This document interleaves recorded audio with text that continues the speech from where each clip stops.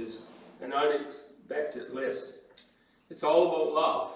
And as I said at the start, we think that's easy. It's just falling in love. It's like falling is the easiest thing you can do. It's gravity will take you down. But that's not what love is. It's all hard things that God calls you to do. They're very rewarding. There's nothing more rewarding than love, but it's hard. I listened to, yesterday, I was working in the basement and listened to old 50s and 60s love songs. And they're all about love, but none of this stuff that's on this list that we just read made it on those songs. It was all about other things. If I searched history before the coming of Jesus in various people groups, I could make a list of traits that people admired. Love wouldn't appear in them. Pride and power and arrogance and all those things were what people admired.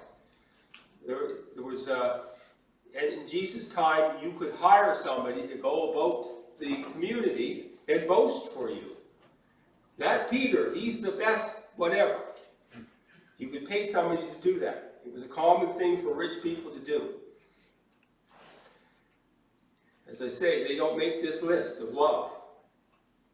Another thing that was big in this world, wasn't big in this world until recently, is even the talk about love. Love wasn't discussed. Marriage, love in marriage, love in the family group, love your neighbor were all rare. Marriage was a contract. And love was not part of the contract. It might be a side benefit, but not always. There was lots of loveless marriages that happened. Love in families was also not a thing. Rich people had somebody else hired to look after their children, or they sent them off to boarding school. The reason we had residential schools for natives in Canada was the rich people thought, well, we send our children to boarding schools, we'll send them to boarding schools. It was a disaster. But so was sending your children off to boarding school. For the poor, they ended up spending from morning to evening working. There was no time for love. Love was a luxury for the poor that they couldn't afford, and the rich spent their wealth on other things. And loving your neighbor was a joke people told in gossip about the affairs that people were having with somebody that wasn't married to them. The world just doesn't get the concept of love. There's lots of jobs you can get. You can be a short order cook. For men that are muscular, there's something called beefcake modeling. It sounds like a funny thing, but it's a man with his shirt off, holding a woman or holding a sword or something, and there's pictures on those novels that women buy. But they're not about love. They're steamy novels for women, but they're not about love. Well, pornography is not about love either. It breaks most of the rules we just read about. Talk about acting unbecoming and seeking your own. That's what it's all about. I was listening to a woman talk about where the society has gone toward less marriage and all those things, and it said in the 70s, 60s and 70s, 50s, if you were going on a date, the default answer was no, we're not having sex. I'm not having sex with you, we just met. This is our first date, we're not having. But now, the default answer is yes. Okay, it's our first date, we'll have sex. And how broken that is. It's not about love at all. Well, Paul says a bunch of different ways in verse 1 to 3 that without love you are nothing. There would be lots of rich people who would do amazing things would be powerful. And we had no love, it was nothing. It suggested that people were measuring things the wrong way. Lots of people got rich, gained power, all sorts of things. But Paul says it was all for nothing. Now, Paul is reminding you in verse 1 to 3, he's saying that these are things that Christians value. We value these things in from 1 to 3. Spiritual, it says, speak with the tongue of men and angels. Have the gift of prophecy, know all mysteries, and have all knowledge. And I have all faith to remove mountains. And have not love, I have nothing. And I give all my possessions to the poor. These Christians value these things. And Paul is saying without love, they too are valueless. His audience was Christian, and he just took it as a given that he didn't have to list all those other things. Gaining power, becoming famous. He didn't have to list those because it was obvious that they weren't of value either. Then he gives you a short list in verse 4 to verse 7 of things that are love and things that love stays away from. So we're going to look at that list. 2 ises and 3 isn't. You have to excuse my English, and 2 is and 3 isn't. In verse 4 it says, love is patient, love is kind, it is not jealous, love does not brag, and is not arrogant.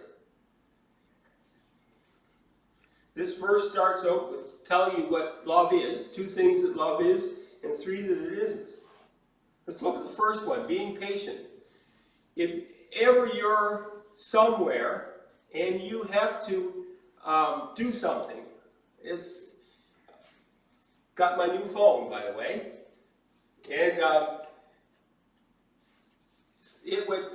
I put in the wrong code, and anyway, I had to call the helpline. I hoped I'd get someone who was patient on the helpline. If you ever call about your telephone or anything, you hope to have somebody patient. That's what you want.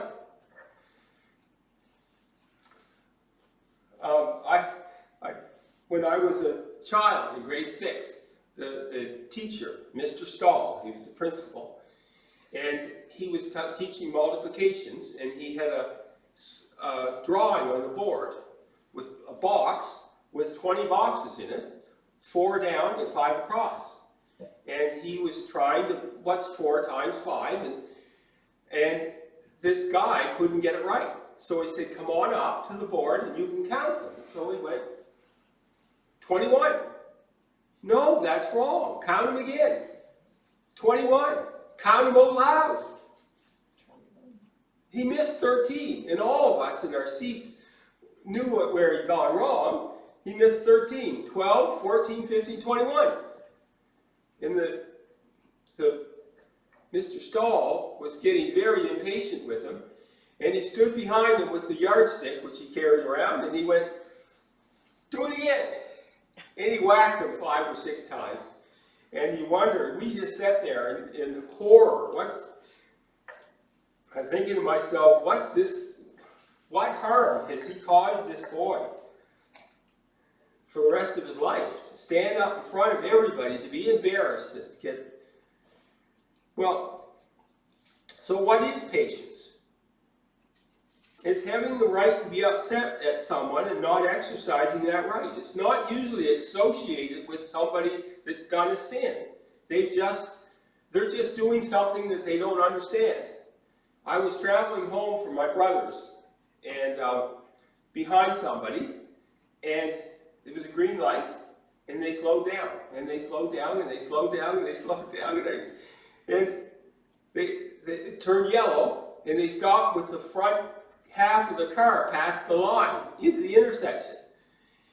And on the back of the bumper sticker, there was a bumper sticker that said, I'm learning to drive, be patient with me. You see, if I'd honk the horn, that would make it even harder. They're learning how. Kindness is, love is kind. The second one, love is kind. What does that look like?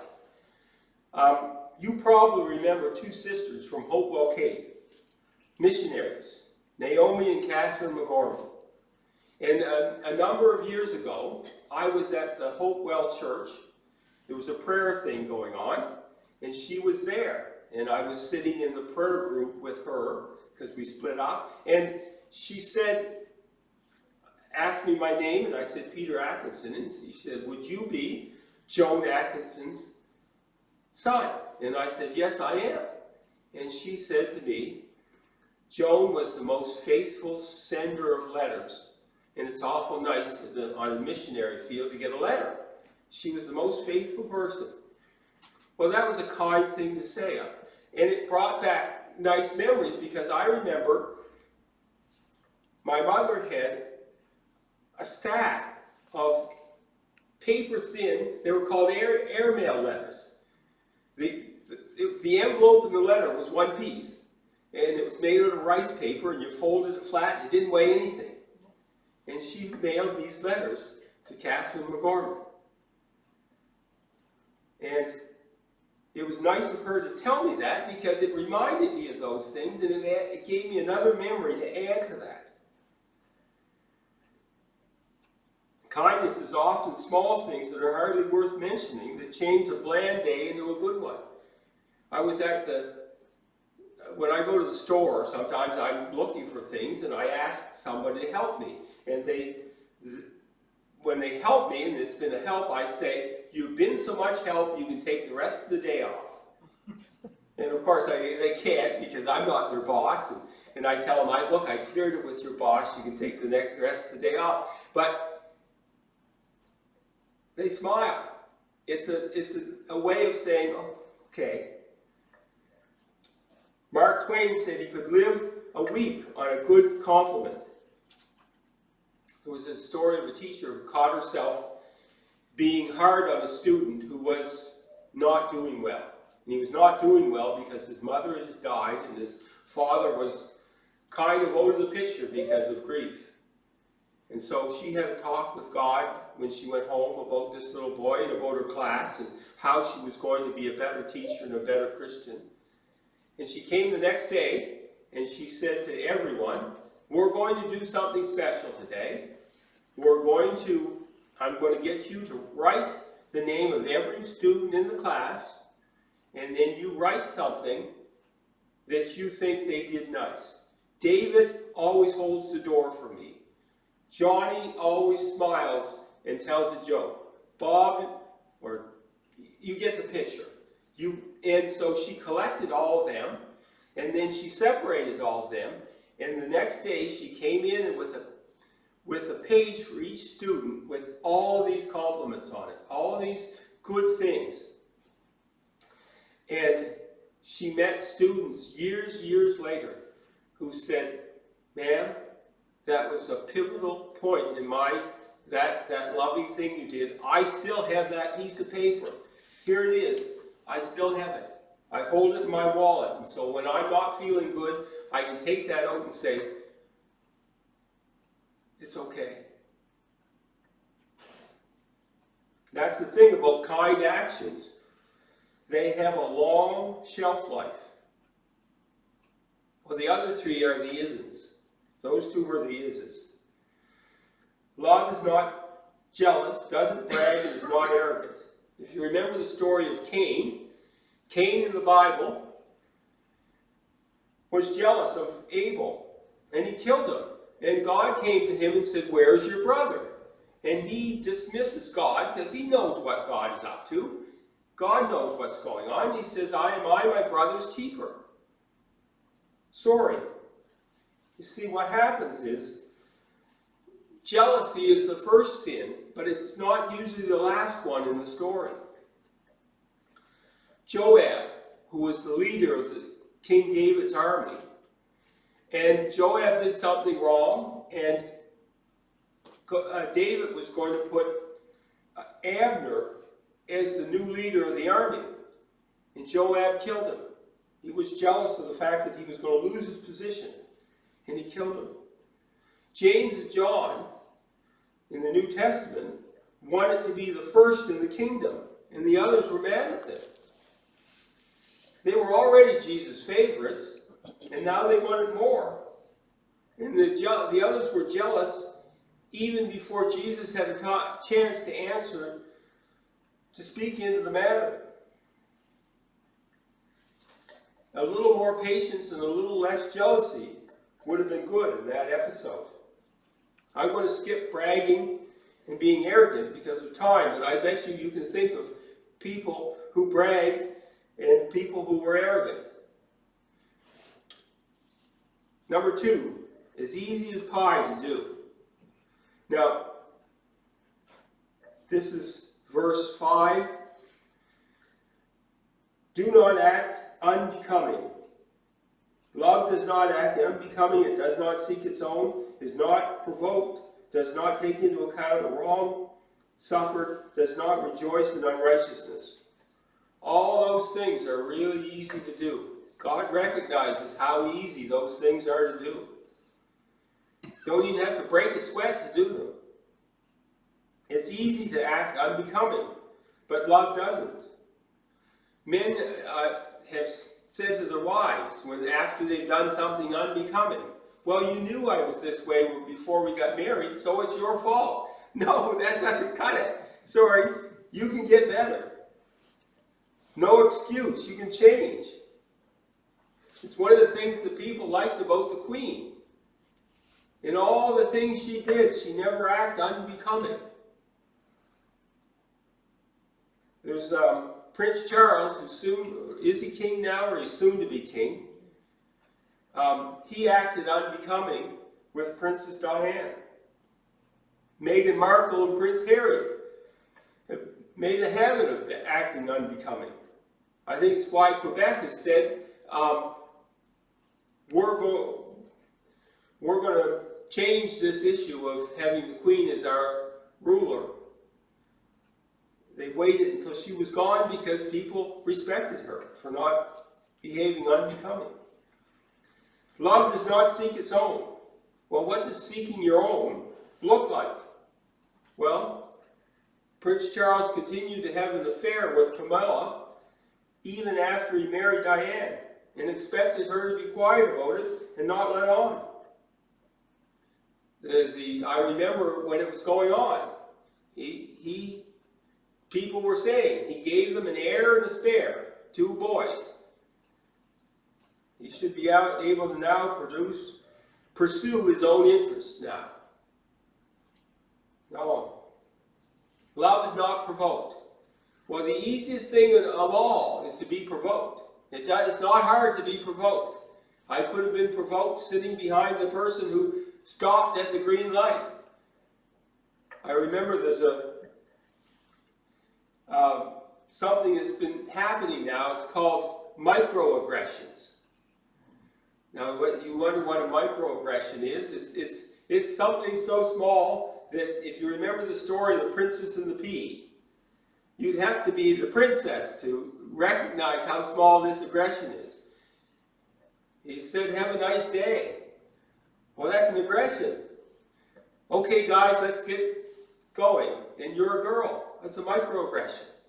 In campuses, in universities, they have rooms that are specially built. And they have puppies and teddy bears and soft music where you can go and recover from a microaggression.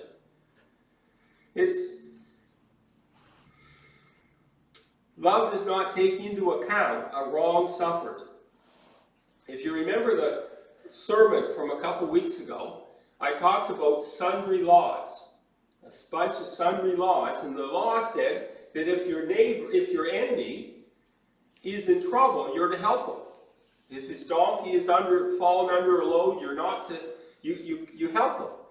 Well, this is even more. It goes farther. The person who wronged you doesn't even have to be in trouble to get the benefit of this law. I watched a video clip of a man who held a door for a woman. You know, you step up, you hold the door, the woman goes through.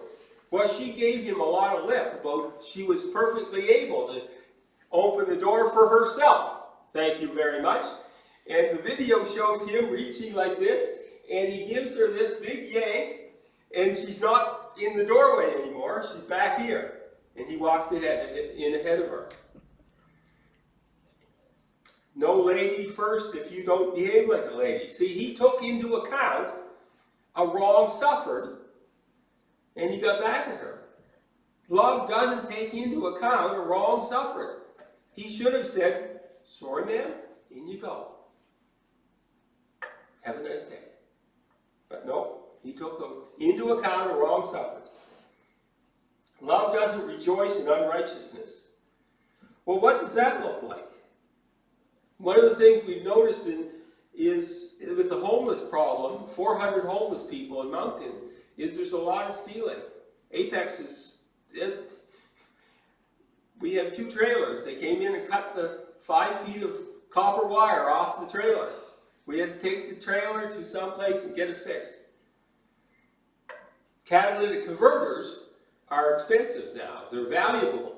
And they cut the one off of our truck, our van at work. It was $3,950 by the time they set it right. Anyway, this is where I'm coming to the point about not rejoicing in unrighteousness. Another company in Moncton had 5 of their catalytic converters stolen, and the people at that place of business said, we're going to watch tonight. We're going to watch for the next few nights. And if the guy that's been stealing them shows up, we're going to give him a welcome he won't appreciate. And he did show up. And he got a welcome he didn't appreciate. And I expect it was weeks before he recovered from his welcome. And we think, well, serves him right.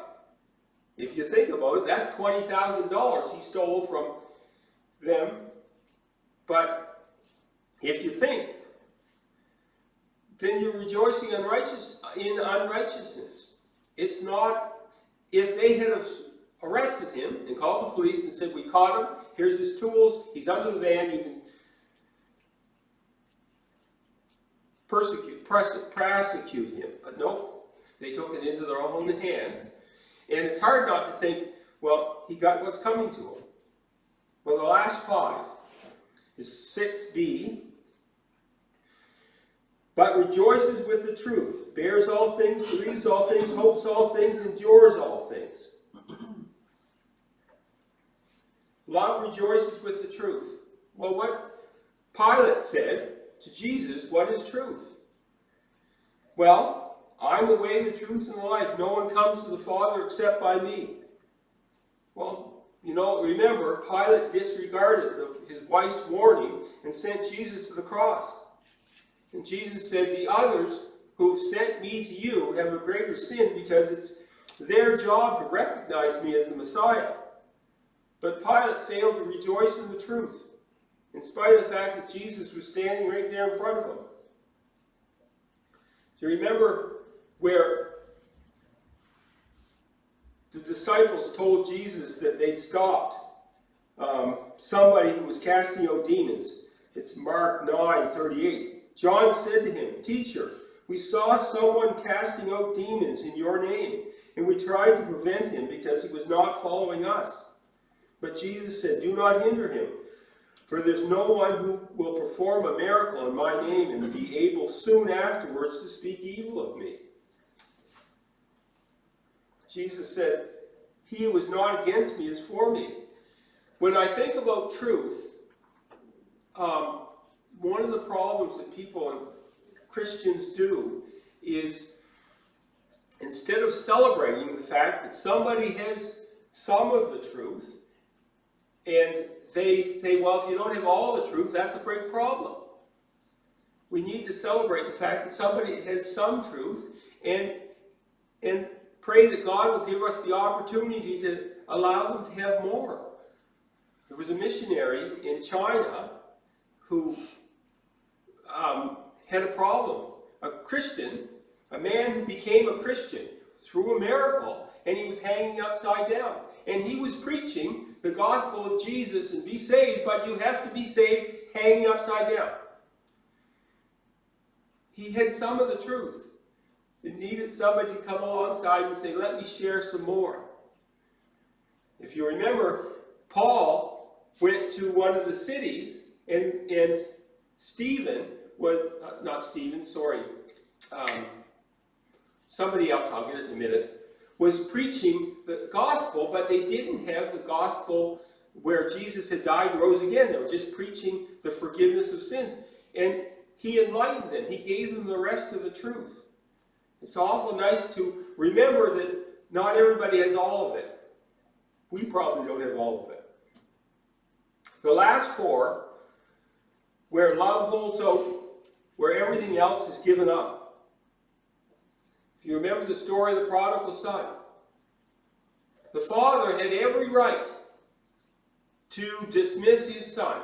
He had demanded that he give him his share of the inheritance ahead of time.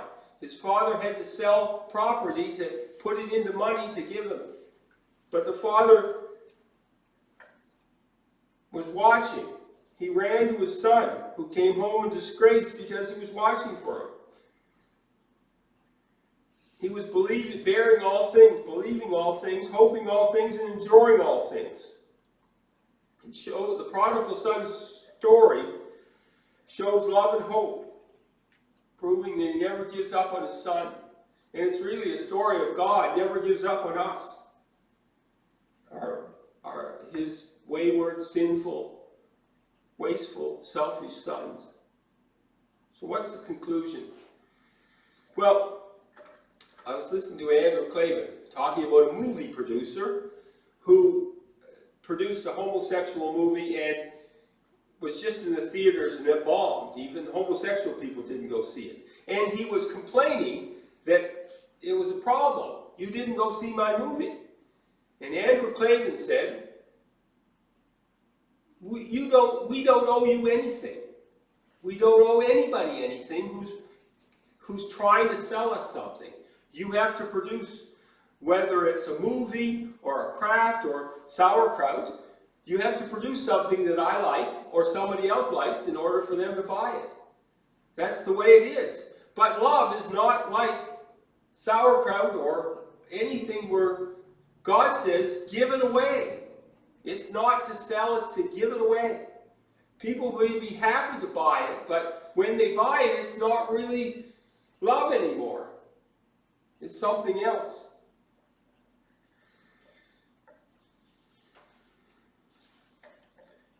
People want love and they'll pay for it, but when you do, chances are it's not love anymore. God tells us to give it away for free. Even if it's not a product they want. Even if they don't want it. Somebody have said, I don't want you to pray for me. Sorry, that's not your business. That's between me and God. I'll pray for you if I want to. I'll be kind to you. It's because God commanded us to love. See, when we love, we create a picture in somebody's head of a kindness, a goodness, a mercy that reflects on Jesus. It reminds us that that's what God is. God is love. You see, love makes the world a better place, a place worth saving, a place worth redeeming, but that's not why God called us to do it. The reason we love is because the act points to the love of Jesus and how he died on the cross.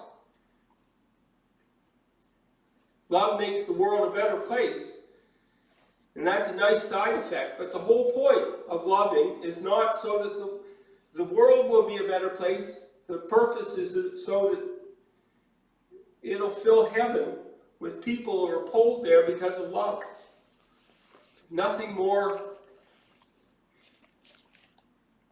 the word is I'm looking for, there's nothing more inviting, enhancing than somebody who loves. And especially when you're a person who hasn't experienced a lot. God says love. Love other people. Love when it's hard to do. Love when Paul was beaten and put in jail, and he was probably not looked after well by the guard who put him in shackles. But when God opened the door and took away the shackles and everything, he gave a lot of love to that man and his family. It changed everything for him. A man destined for hell was now destined for heaven. There's so many stories that the Bible relays to us that says, oh yeah? You don't think that's going to help? You will be surprised what a little bit of love will do.